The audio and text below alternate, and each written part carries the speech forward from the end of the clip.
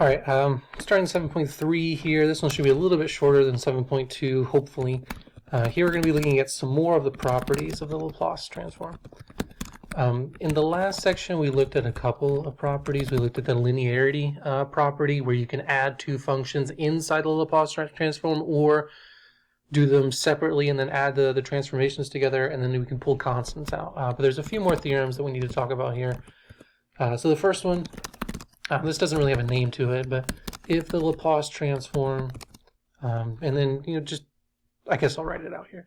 So remember, we're labeling the Laplace transform with these cursive L's of the function f in the variable s. Another way of writing this out is capital F of s.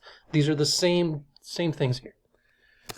So this exists for s greater than that alpha. Remember that alpha is coming from the exponential order thing from before. So if this exists, then we can say something. And what we can say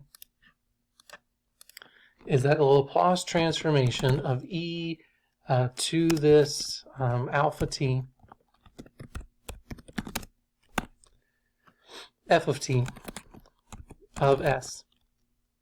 Okay, so if the Laplace transformation of little f exists, if I take little f and multiply it by an e to the alpha t out in front, what this is going to do is it's going to take my Laplace transformation and it's going to shift it to the right by a. So this should, this should be a regular a, not an alpha up here. I know they look pretty much identical. This is e to the at times f, shifts it to the right by little a. Okay. If we're shifting something to the right by little a, that's also going to change where the function exists. Instead of it just being s is greater than alpha, now it's going to be alpha plus a. Man, they look identical in Word, don't they? All right, sorry about that, but this is alpha plus a here. Okay, so in other words, if you know a transformation exists for little f, if you multiply it by e to the at, it just shifts the transformation to the right by that value. So just a quick example. Let's say that you wanted to find the Laplace transformation of this. So e to the at sine of bt. Okay. Now, I know that I showed you guys a table on what this is. I just want to show you how the shifting works for this instead. We know the following. This is also coming from the table as well, but we did an example of this. So remember, we did sine of bt, and we did the Laplace transformation of that. So this is just in a couple of sections, a couple of videos ago in the last section. This came out to be b divided by s squared plus b squared. All right, so we've done that in the past. Since this is true, what we're going to do is we are basically just going to shift this to the right by that value a. Thus, that means that the Laplace transformation of what they're asking us to find, e to the at sine bt, we can get that by just substituting all of the s's with s minus a's. So we're still going to have that b on top, but instead of just an s squared on the bottom, it's going to be s minus a squared. And that's it. So that's going to be our final answer here. So multiplying a function by this e to the at just shifts it to the right. You're just subtracting by that a on the value s. Okay, so that's one property. The next property, the next theorem we want to talk about, this also does not really have a name to it, but let f of t be continuous on the interval from 0 to infinity. I don't feel like writing out infinity. And let the derivative f prime be piecewise continuous on that same interval 0 to infinity.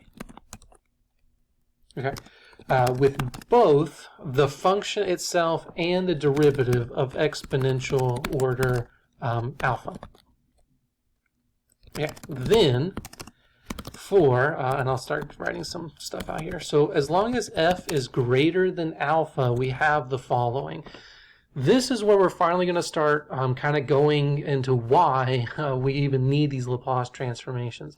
So if the derivative is piecewise continuous, then the Laplace transformation of the derivative is the following.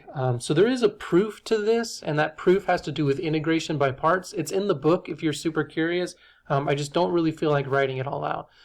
So the Laplace transformation of the derivative is you're going to take an s out of the Laplace transformation. Then you're going to do the Laplace transform of the original function. Why is it bold all of a sudden? Sorry about that. Minus f of 0. I don't know why these are bold. Let me fix that. Yoink. That's better. Okay. So the Laplace transformation of the derivative is s, the Laplace transformation of the original function minus that original function at 0. And we can extend this theorem to other derivatives. So that's what we're going to do now. So let not only the original function f of t, but the derivative all the way down to the n minus 1 derivative. All of these have to be continuous, but the actual nth derivative, get up there, is just piecewise continuous.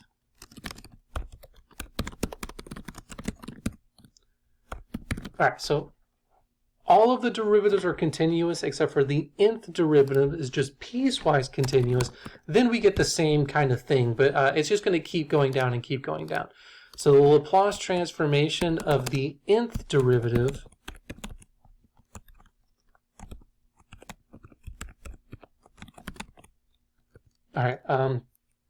is the following. So when you're taking the nth derivative, you're going to be taking n of those s's, so s to the n out, and then it's going to be the Laplace transformation of the function itself. Why is it bold again? Stop doing bold. Crazy. Okay.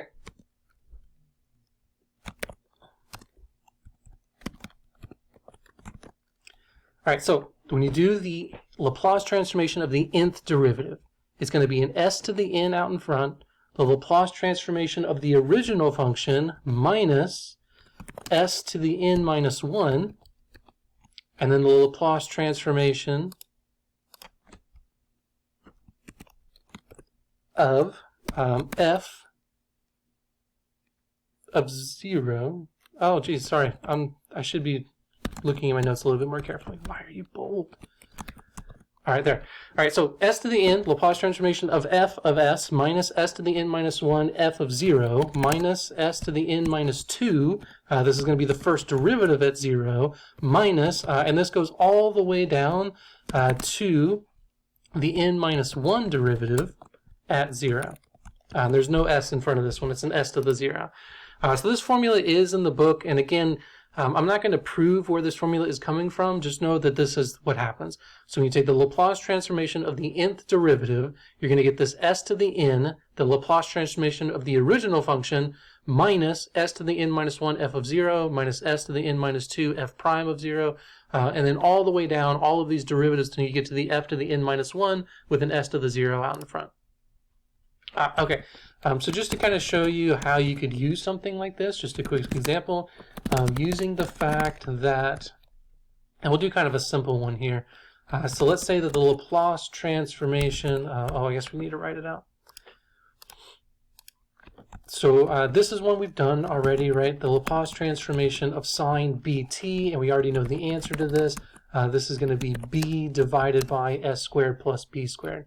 So since we know that, and using that fact, we want to find the following. And what we want to find is the Laplace transformation of cosine of bt. We can find this because cosine of bt is sort of the derivative of sine bt. So let's write this all out. If we just let f of t be our sine bt, and we're taking the Laplace transformation of the original function f, then we also need to know what the value of f is at 0. So that's just plugging 0 in for the t here, which gives us the value 0. We need that for this definition up top here. Okay. Also, we would need to know the derivative, f prime of t. That's going to be taking that b out, and then we'll be left with the cosine bt. So we are going to have to do something about that b that comes out when you take the derivative of sine bt. Okay, so thus, we finally get like our main thing here. What we're trying to do is we're trying to take the Laplace transformation of the derivative, because that's what we have here. Okay, in other words, just plugging it in, this is going to be the Laplace transformation of, it's bold again. I don't understand why it's making it bold. It's okay. So the Laplace transformation of b cosine of bt.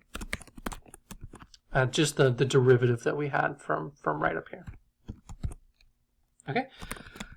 Now, this, we're just going to use the definition from up here, right? Because this is the Laplace transformation of the derivative of my original function f. This is going to be s times the Laplace transformation of the original function f, which was sine of bt of s, minus the function sine of bt at 0. All right, so that's just plugging in f to be sine of bt into this stuff up here. All right, and we can do that without too much issues because we already know most of this stuff. So what we want to do now is don't forget that we are still going to have to take a b out of this. So b times the Laplace transformation of cosine bt of s. Remember, we're allowed to do that. So that's this line right here. We're allowed to take constants out of the Laplace transformation. So we just did that. That's going to be equal to this s times the Laplace transformation of sine bt we have from up here. That's that b divided by s squared plus b squared. And that's going to be minus sine at 0, which we already said was 0. Okay, and then simplifying this down a little bit, we're going to divide that b over to the other side. And we're going to get that the Laplace transformation of cosine of bt is, when I divide the b over, the b is going to cancel out from top and bottom, but we still have the s up top, and we have the s squared plus b squared on the bottom. You can double check this just by looking in that table that I showed you guys in the last video for the cosine of bt Laplace transformation. But this is just another way to prove it based on these derivatives. Okay, so I'm not going to make a new video. There's just one other thing that I want to show you here. So I'm just going to do this real quick. This will be a little bit longer of a video, and then we'll be done with the section. So one more theorem. Not only do we care about derivatives of the functions on the inside of the Laplace transformations, but we care about taking the derivative of the Laplace transformations themselves. So let's look at that. So let, the same way we've been defining the Laplace transformations before, f of s be defined as the Laplace transformation of some little function f, and then it's going to be of the variable s, just the same way we've been writing out that notation. And assume that f of t is piecewise continuous, because remember we need that for the transformation to even exist on that interval from 0 to infinity. Okay, and it still has to be of that exponential order, right? So exponential order alpha. All right. Remember that this is just needed for the Laplace transform to exist. Has to be piecewise continuous, has to have an exponential order alpha for this to even exist. So if it does exist, then we can say the following. For s greater than alpha, if I can spell alpha right, sorry, we get the following. So the Laplace transform of t to the n f of t of s is this. So again, I'm not going to prove this. I just want to show you the definition for it and just kind of hope that you can reason out why it's going to be. You're going to have this -1 to the n out in front, and then it's going to be the nth derivative of the Laplace transform with respect to s. That is not what I wanted to happen there.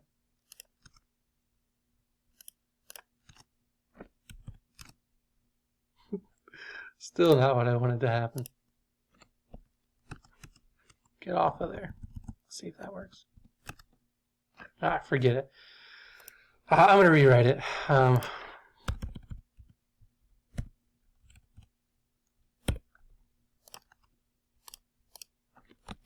Sorry about that. So the problems with working with Word, that's how I wanted to write it. And this is still of s. So multiplying t to the n on the original function and then taking the Laplace transformation is the same thing as an alternating -1 to the n and then the nth derivative of the Laplace transformation. So this is just kind of a weird example of this. Let's say that you are asked to find the Laplace transform of t sine of bt. Okay. We already know, and again, this is we just wrote this down not too long ago, but we know the Laplace transformation of sine bt. Because the Laplace transformation of sine bt is that same thing, b over s squared plus b squared. This is what we're going to define as our Laplace transformation f of s. Then that means that the derivative of f with respect to s, we're just going to take the derivative of this as is and show it's the same thing as taking the Laplace transformation of this up top here.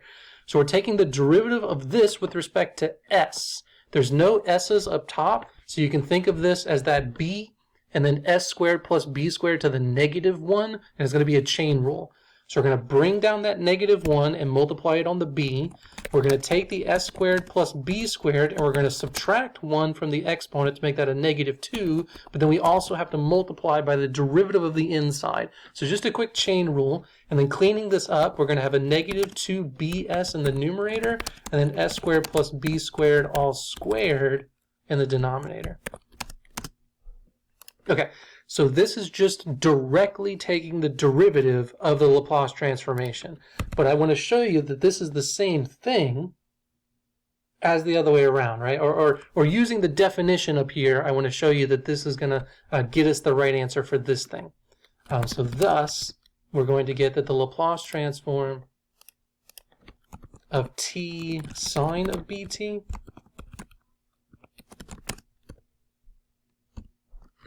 ends up just being this thing here, but the opposite sign, right? So because we're just multiplying by a t to the 1, this is going to be a 1 power here, so it is going to be the negative of the first derivative, which is also negative, so it's the negative of the negative, which is positive, and then this value here, this 2bs over s squared plus b squared all squared.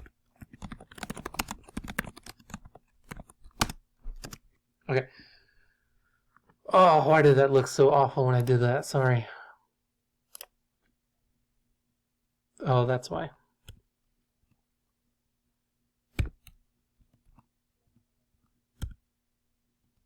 Maybe that'll look a little bit better. Okay. The point of all of this is that multiplying by a t out in front of something is the same thing as taking the derivative after the fact.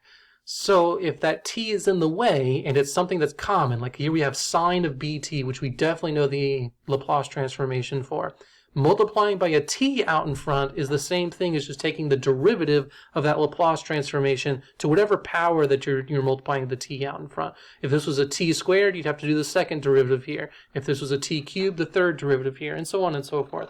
So multiplying by t's out in front of your functions, just do derivatives of the Laplace transformations. Okay, so now we're going to be jumping into the next section here, section 4, which is going to be using the inverse. So instead of finding the Laplace transformation, we're going to be given the Laplace transformation and trying to find the opposite of that.